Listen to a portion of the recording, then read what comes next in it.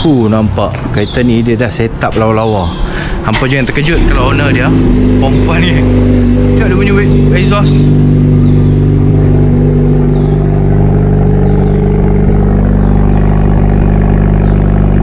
Mantap lah.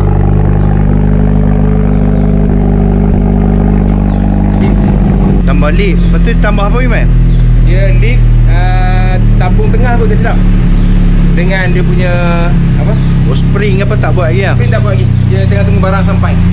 Nampak FL5 colour merah memang lawa. Yang ini depan dia tak buat lagi.